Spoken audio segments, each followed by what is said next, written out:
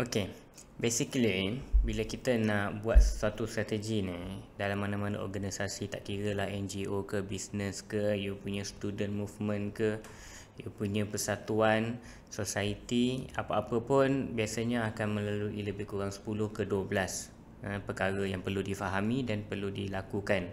Lebih kurang macam 10 step lah. Okay. Yang pertama ialah kita kena clear dulu purpose kita apa. Ini ada beberapa konsep lah yang kita akan kupaskan untuk nak faham apa purpose kita, kenapa tujuan kita duduk dalam satu kumpulan yang sama.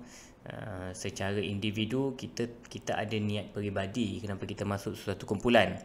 Tapi kita secara tak langsung sebenarnya akan menyumbang kepada kolektif punya purpose yang kumpulan tu ditubuhkan. Kadang-kadang kumpulan ni dah ada mission, dah ada vision, dah ada charter, ada dia punya perlembagaan tersendiri kenapa ditubuhkan, dia punya foundation punya structure. Okay, itu kita kena faham dulu purpose tu.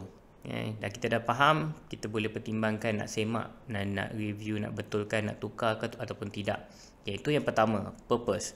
Okay, purpose kita apa, yang macam kita discuss sebelum ni, dia kena sesuatu yang meaningful, impact kan. Kalau kita ada suatu impact yang kita nak buat, apakah purpose tu dan macam mana kita nak bayangkan purpose tu berlaku lah. Okay, yang kedua ialah kita kena faham, orang yang nak terlibat menjalankan purpose tu kena faham yang kena ada strategi. Dan dia kena tahu strategi ni macam mana, apa konsep-konsep strategi yang ada, yang kita nak guna pakai. Sebab dia ada banyak mazhab, strategi ni ada banyak mazhab, ada banyak workflow. Okay, ada banyak teori dan benda tu akan customize kepada situasi kita. Jadi orang yang nak menggerakkan sesuatu movement, yang nak memberi impact, dia tak boleh kita kira naif tentang strategi. Okay, dia akan jadi isu macam kita bincang dalam video sebelum ni. Dia anggap semua benda tu planning yang akan berjalan, dia buat ikut apa yang dah di-plan. Dia tak boleh macam gitu. Itu akan kemungkinan besar tak capai. Kemudian yang ketiga ialah kita nak tengok external kita, environment kita. Apa dia yang kita akan analisakan beberapa perkara untuk tahu berdasarkan purpose kita, sekarang kita duduk kat mana, apa yang ada kat sekeliling kita yang akan menyebabkan kita boleh capai ataupun akan menjejaskan kita capai kita punya purpose. Okay, itu external. Kemudian kita akan tengok internal pula. Berdasarkan purpose kita, external kita dah macam gini. Sekarang dalam kita ada apa? Apa resource yang kita ada? Kita panggil core capabilities. Okay, core capacity. Okay, sama ada kita competent dekat certain area atau ada isu weakness dekat certain area. Okay, ini internal punya review. Kemudian last sekali ialah dalam fasa pertama kita nak tahu apa benda yang berlaku ni dulu. Kita nak tahu siapa orang yang sepatutnya diberikan kuasa dalam kumpulan kita. Okay, siapa dia governing body kita kan, apa authority yang dia ada, punca kuasa dia macam mana dan dia nak turunkan kepada siapa. Jadi kita kat sini kita akan jelas stakeholder kita siapa yang kita kena ambil kira dan siapa yang sepatutnya diberikan tanggungjawab buat decision making. Sebab fasa-fasa akan datang akan berkait rapat dengan 5 perkara di fasa pertama ni lah. Terutamanya yang siapa akan jadi ketua, siapa yang akan monitor, turun kuasa kepada siapa yang akan supervise, macam mana dia nak monitor perubahan yang perlu dibuat. Okay, jadi selesai 5 ni, kita akan pergi kepada nak buat decision. Sekarang baru kita boleh pilih nak strategi yang macam mana. Dia tak boleh awal-awal lagi kita baru nak kenal, kita baru nak tahu kumpulan kita ni apa, siapa dalam kumpulan kita, apa ada kita dah buat, ni strategi kita macam inilah, dah ada orang petik strategi, dah ada personal opinion, dia dah rasa dia nak buat macam gini. Dia akan jadi menyusahkan, nanti kita akan ada konflik dalaman lah. Sebab ada certain orang dia punya keinginan sendiri, strategi sendiri, tapi tak tengok secara keseluruhan. Bila kita tengok keseluruhan, kita akan boleh agree on one strategy. Jadi bila semua orang agree, dia akan kurangkan friction. Walaupun benda tu akan berlaku, tapi dia akan minimumkan, mitigatekan friction yang akan berlaku dalam kita punya movement. Okay, sebab itulah jangan buat pilihan selagi belum lalui fasa menganalisa keadaan kita sepenuhnya. Okay, kadang-kadang memanglah kita tak nampak semua, tapi paling-paling kita berusaha untuk ambil masa untuk faham dan nampak, sebab kita nak came into an agreement. Okay, kita nak majority boleh setuju on one strategy. Okay, so jadi nak pilih strategi pun dia bukan pilih ikut apa yang paling senang ke, ikut apa yang paling popular ke, ikut apa yang kita pernah buat ke. Dia tak macam gitu. Dia ada certain tools and model yang kita kena ambil kira untuk kita nak nilai daripada banyak-banyak pilihan. Sebab kita dah tahu kita kat mana, kita nak pergi mana, macam mana nak pergi tu, ada banyak pilihan tu, ada tools je kita nak kena tengok apa yang kita nak pertimbangkan sebelum kita decide. Okay, dah decide, barulah kita develop strategi untuk capai. Okay, strategi yang nak develop untuk capai ni, nampak? Dia separuh jalan belum ada strategi lagi tau. Kita nak develop strategi ni, separuh jalan tu makan masa tak ada strategi pun. Okay, dia akan ambil masa lebih kurang 1-2 hari. Biasanya orang buat waktu retreat lah, buat waktu meeting, waktu retreat, dia akan ambil masa 1-2 hari. Kita nak clearkan, nak sampai ke, nak start buat strategi. Strategi ni yang akan ada action plan, dia akan ada short term plan, long term plan, dia akan ada strategic step, dia akan ada kita punya kayu ukur kita, KPI kita apa, and then macam mana kita nak monitor tu, semua ada tools-tools untuk validate lah. Okay, dah ada strategi, barulah kita boleh membentuk structure. Jadi apa yang berlaku sebelum kita bentuk structure ni, kita baru nak tahu structure sebelum ni macam mana. Kita tak perlu bound kepada structure yang ada sebelum ni. So kadang-kadang structure ni kalau dia rigid sangat, dia tak serve the ongoing strategy ataupun new strategy yang kita nak bawa masuk. Okay, so kat situ structure tu kita kena dismantle, kita kena buat baru. Okay, so structure tu kena fit kan kepada strategic step yang kita dah develop. Okay, sebab kadang-kadang kita akan memerlukan new line of unit baru ataupun circle of working flow baru. Tu semua akan menimbulkan structure baru. Kadang kita akan join dengan orang lain apa semua, itu pun akan membentuk satu lagi coalition yang akan memerlukan structure-structure yang perlu di-adjust lah. Okay, dah ada structure, baru kita tahu okay, leadership macam mana yang boleh control di structure. Okay, kita dah lantik orang, kemungkinan besar kebanyakan movement dia dah lantik orang. Okay, so orang yang dilantik ni most likely dia akan duduk dekat dalam bahagian kita panggil board lah, board level. Board level ni dia overview, dia oversight. Okay, dia akan supervise semua benda yang bawah.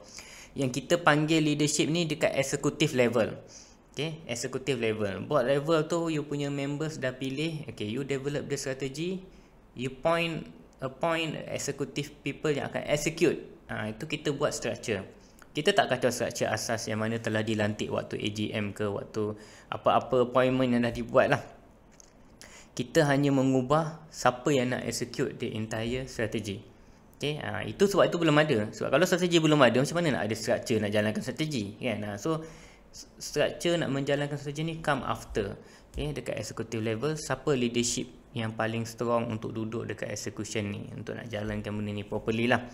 Bila dah ada structure tu, kita dah ada leadership dan kita akan tahu sistem macam mana nak control strategi tu untuk capai matlamat yang kita nak capai. Okay, jadi tak semua strategi akan jadi sama sampai habis. Tak pernah lah, sepanjang experience saya tak pernah sama sampai habis. Dia paling-paling akan ada perubahan sebab benda ni kena fleksibel.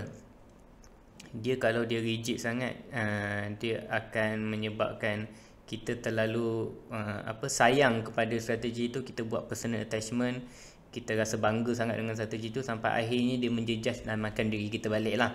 Okay, so kita kena ready untuk adapt, untuk berubah, dan dia ada tools-tools tertentu macam mana kita nak control dan manage perubahan tu dengan baik lah. Sebab kita kena sentiasa ada feedback loop.